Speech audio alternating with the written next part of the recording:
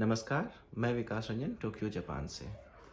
मोदी सरकार को पूरे 9 वर्ष पूरे हो चुके हैं और इस 9 वर्ष होने के उपरांत आज विदेशों में इस बात की काफ़ी चर्चा है कि भारत सरकार पिछले 9 साल में कितना कुछ कर चुका है और क्या कुछ आगे होने वाला है।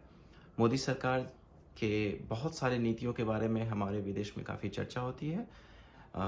खासकर अगर बात करें तो इन्वेस्ट इंडिया के बारे में बहुत ही चर्चा हमारे भारतीय समुदाय के लोगों के बीच में होती है।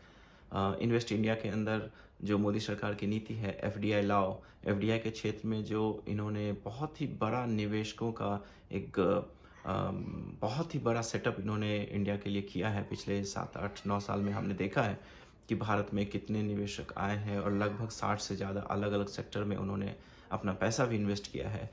और मुझे मुझे लगता है ऐसा कि विदेशों में रह रहे जितने भी हम लोग हैं, भारतीय समुदाय के लोग, हमें बहुत ही इस चीज़ को देखकर खुशी होती है, प्रसन्नता होती है कि लगातार विदेशी निवेशक हमारे भारत जा रहे हैं और वहाँ पर हमारे एम्प्लॉयमेंट स्ट्रक्चर को और फिर वहाँ पे अपना विदेशी मुद्रा को इन्वेस्ट करके भारत के जीडीपी ग्रोथ में अपना भूमिका निभा रहे हैं।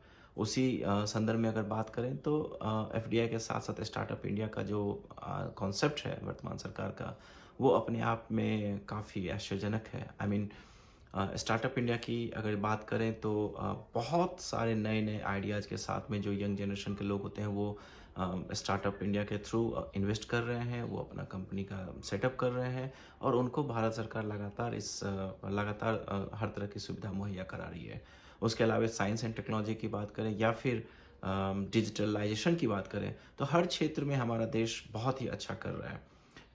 डिजिटलाइजेशन के बारे में कुछ कहना चाहता हूँ। आज आज सिंगापुर जैसे कई ऐसे देश हैं जो हमारे भारतीय यूपीआई पेमेंट को प्रयोग में ला रहे हैं। आप इमेजिन कीजिए कि आज आज भारत में हम रिक्शे वाले को, ठेले वाले को या फिर किसी कपड़ा व्यापारी को अगर हमें पैसा देना होता है तो हम उन्हें यूपीआई के थ्रू पेमेंट कर देते हैं। कहाँ सोचा था हमने ये सब कुछ आज से 9 साल पहले।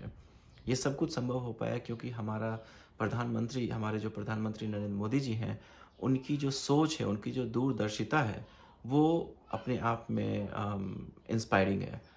अ, बहुत बहुत ही अलग ही माइंडसेट के साथ में वर्तमान सरकार काम कर रही है।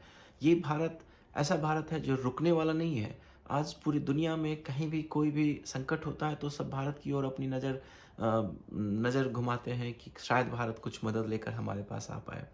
इतना ही नहीं, अगर कोरोना काल के टाइम पे जो वर्तमान सरकार ने जो काम किया है, वो अपने आप में एक एग्ज़ाम्पल सेट किया हुआ है। उसमें कोई डाउट नहीं है। जापान में भी हमने देखा कि किस तरह से यहाँ की सरकार ने फ्री वैक्सीन वगैरह की सुविधा मुहैया कराई थी, लेकिन जापान की आबादी बहुत कम है।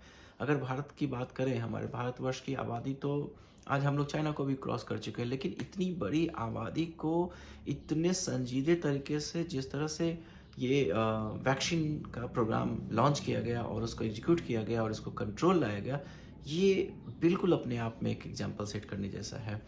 चाहे यूएन हो या फिर वर्ल्ड बैंक हो, आज वो भी इस बात को समझ रहा है कि भारत जिस गति से हर क्षेत्र में आगे बढ़ रहा है, अ, वो एक वो समय बिल्कुल दूर नहीं है जब भारत विश्व का नंबर 1 देश बन सकता है हर क्षेत्र में।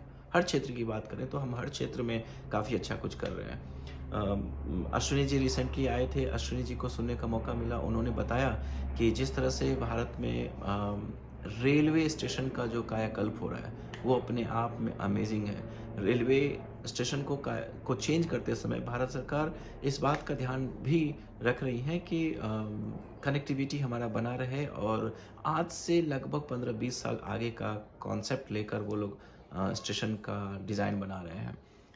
वंदे मातरम के स्पीड की बात करें तो वंदे मातरम ट्रेन की स्पीड आज काफ़ी चर्चा में है और जापान हमारे मित्र देश के साथ में भारत सरकार लगातार बुलेट ट्रेन या फिर और भी डिफरेंट प्रोजेक्ट्स पे काम कर रही है, डिफरेंट इनिशिएटिव पे काम कर रही है।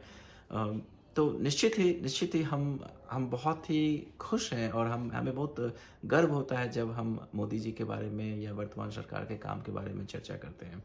आज भारत G20 की इस अध्यक्षता करने जा रहा है। G20 पहले भी होता था, आगे भी होगा, लेकिन इस G20 की जो सबसे खास बात है, उसमें है हमारा मैसेज।